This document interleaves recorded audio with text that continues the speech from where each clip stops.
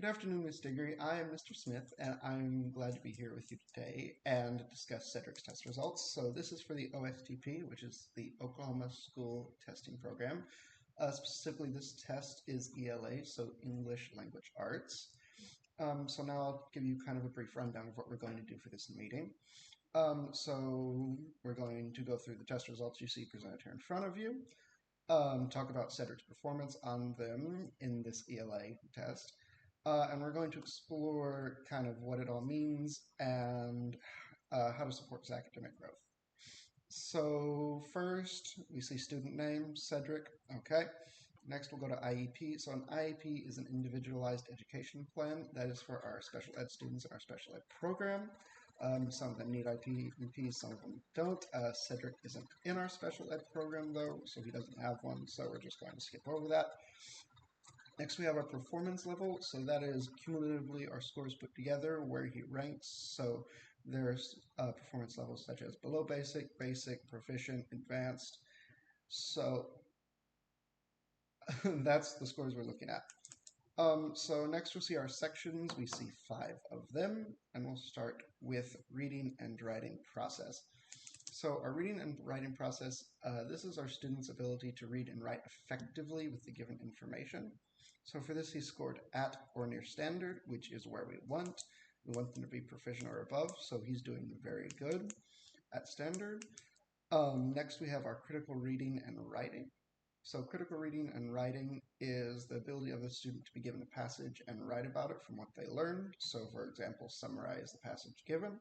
Once again, at or near standard, very good. He's right on track where he needs to be. Next, we have our vocab section, which is where they are given vocab words that they should know for their grade.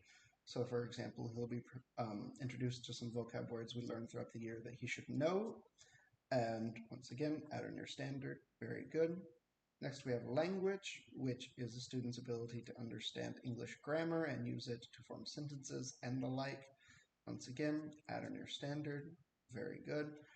And then finally, we have research, which this is the final section. It is students' ability to have passage and research it deeply, understand it more, and use it for critical analysis. It's similar to this, but specifically research-based. Next, we have our OPI, which is Oklahoma Performance Index. So this is the numerical score given, which is ranged. And this is also why I say performance level is a little misleading.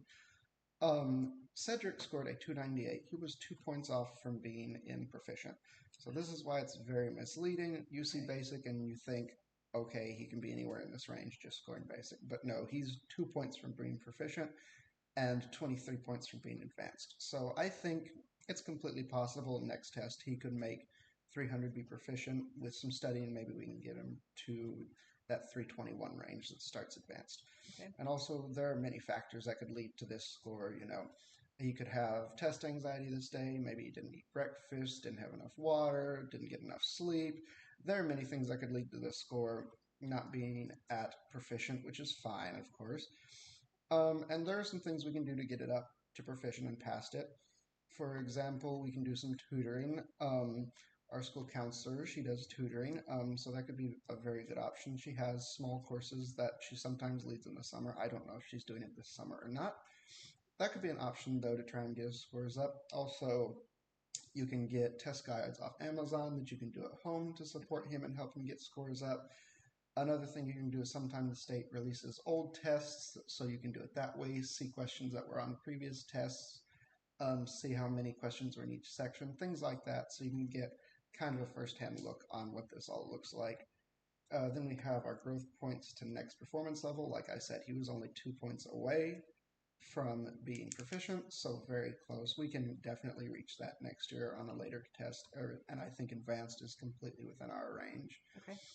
So like I said, I gave you a specific plan. I think with tutoring, definitely we can get him up.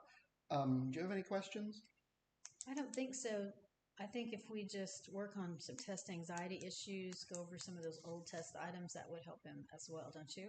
I think that could be a very good place to start. Could definitely get that OPI up to the 300 or 321 range, letting him have proficient or advanced. I think that's completely in the realm of possibility and definitely possible. Yeah, we definitely want him at least in the proficient. He needs to be there Yes, for sure. yes. Of course, like I said, he's extremely close, just 2 points. So Right.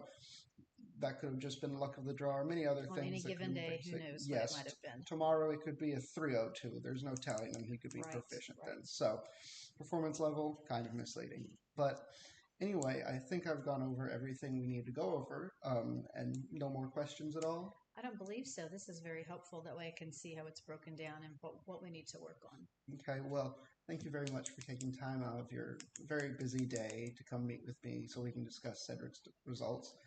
If you have any further questions, feel free to email my school email. You can also call the school and they'll give me my extension so you can come in contact that way.